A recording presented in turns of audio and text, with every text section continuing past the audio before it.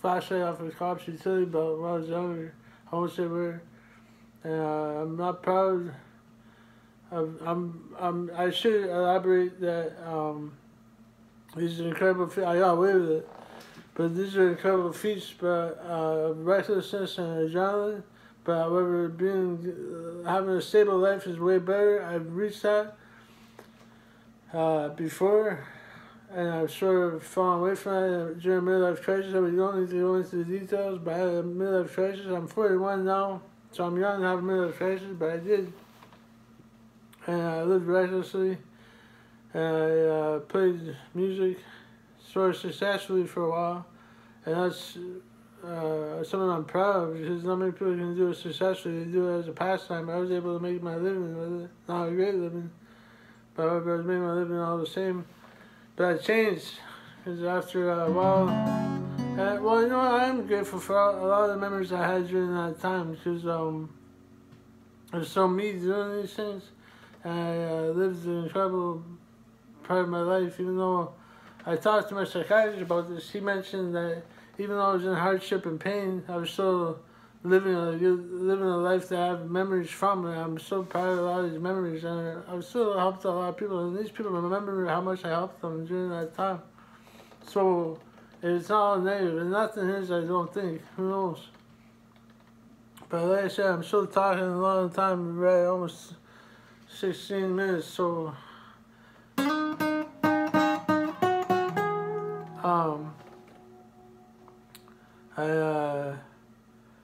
I was hoping to make this emphasis on being sober, but it may not be that. It's like I've been mentally ill in the past. Since about 2002, I was diagnosed with bipolar, but I probably had voices as a teenager. Who knows what caused it? We don't need to know what caused it. We just need to know that they went away, sort of. The voice went away, but like the suffering and the hardship went away with a hell of a lot of work and patience. I had to be medicated. I had to follow a strict regimen of just taking care of myself, self-monitoring. I always almost babysitting yourself, making sure everything you do is in accordance with some sort of just making sure, you know, it's like set up a second set of viewfinder to make sure everything you do is not appropriate, but just well, almost, yeah, appropriate, because at one time I was insane. Honestly, I was insane. I was locked up in an institution at 20 years old when I was out west. And I spent about 3 years in and out of institutions. From here, I'm in Ontario right now, but from Ontario and out west, I won't say where, but this in and out of institutions for 3 years. I think I spent about five visits, and then I worked really hard. The last time I said I don't ever see it again to the nurses, I meant it. I want to make sure I never go back. And I spent 13 years. This was back from 2005 until 2018. But I spent 13 years. I achieved relative health. I got married. This is over a long period of time, but I had a decent job. I had a house, cars, 4 cars at one period of time. I had kids, a dog. I was stable. I was working a full-time job, come home, mow the lawn after. I'm proud of that. And it took a lot of work, and it took a lot of dedication. Also, I achieved sobriety throughout that time. I used to just drink. This is after I played in bands before this. And I'm proud of those memories too. I had a lot of fun. But the family life was after the sort of rock life, hard rock life. I'm proud of working hard, working for a living, making a pay. I'm proud of that. It was a beautiful time in my life, even though my guitar stayed in my guitar case for about 9 months. So maybe that's what sparked me out of the job. I started falling at work, I started somebody cut the marionette strings, I just started falling, and then they changed my medication, and it just went awful. So I won't get into too much detail, but that sparked the midlife crisis and a whole other chapter in my life that maybe I'll talk about in the next view. But I'm so proud of a lot of what happened. honestly. Because, and even the recovery from that problem, not problem, but recovery from all that adrenaline that I spent. When I moved back, I spent about 4 years. This is too much now. I spent 4 years in an institution from 2018 to, was that 2022? No, 2 years. First time in an institution in 2 years. And I came back, I had to move back with my mom because, like I said, I was falling down and going catatonic, and just, I'd be stuck on the floor or on the couch for 3 hours sometimes, just couldn't move. And this would go on practically throughout the day. And I still don't, even to this day, still don't know what happens. It happens often, so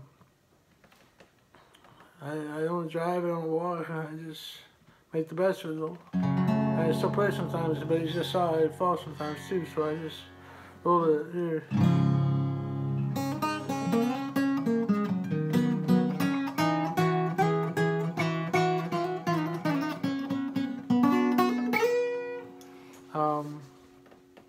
So let's just say I'm positive.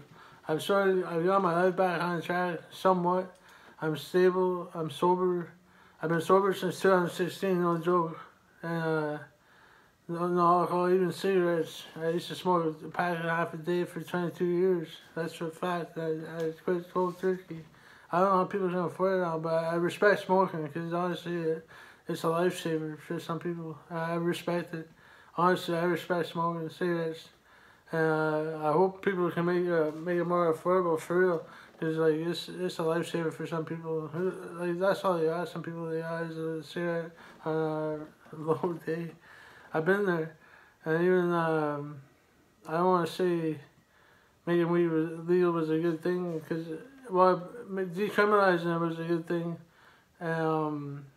but however there's probably gonna be way more schizophrenia in the future, just saying. But I loved weed when I was growing up. I loved it. I loved drugs. I had a lot of good memories on drugs. I had probably a lot of good things to say during the speech. But however, there's a time for partying and there's a time to stop. And if you can avoid partying in the first place and still have fun, that's probably even way better. And even if you can, once you realize that the party's over and get on board with the fact that you got work in his life, even though I'm disabled, I still try to show up to whatever extent I can. And that's not much these days, I'll admit. But I try to at least be a good dad, be a good citizen, and not an asshole all the time. I'm an asshole, but not all the time. So hopefully you can learn from wherever you watch. And like I said, if you like what I'm saying, please donate to the food bank and comment on how much you donate so I see the impact I'm making. And I'll finish this with a song. Let me just figure out which one.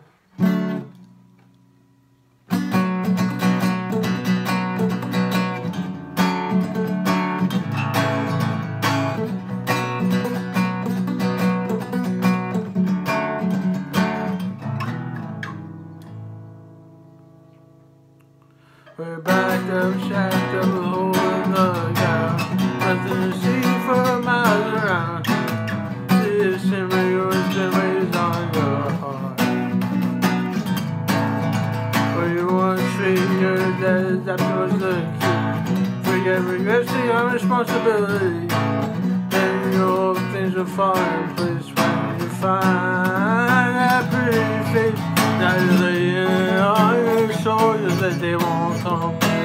There goes another setting sun crashing on the top of the trees. Give me one more chance, would you come back please? Then I'm where you going, you got nowhere else to go. Can't escape the winter in Northern Ontario. Just hold back those heavy tears with the comfort friends and the comfort brews. And we'll raise this glass up high over our heads and try to get some to share our beds to keep the cold from creeping. Gotta get the fire burning.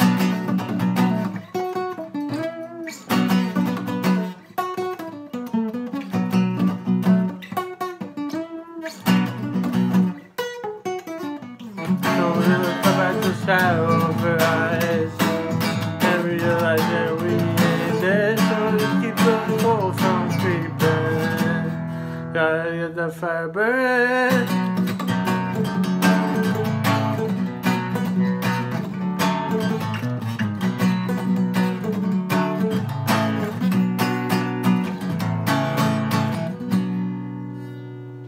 Yeah, so I'll put this out. I know I realized I was just saying about drinking and chasing women. And maybe that's not the right way to end this, but I lived a life then. I lived pretty sober and it's quiet now. And that's fine. There's nothing wrong with that. I've achieved peace. And peace is awesome. No joke. Peace is awesome. And there's a lot of people struggling out there. They don't know what peace is like, and hopefully you find it, because peace is beautiful. And I don't want to be preachy, because that's not helpful for a lot of people too, but just be patient with yourself and realize there is hope. And it's never over. Honestly, I've been to the other side, or like, I don't want to start a whole other speech, but just know if you feel like there's no hope, there's the last resort, or there's no hope, there's the last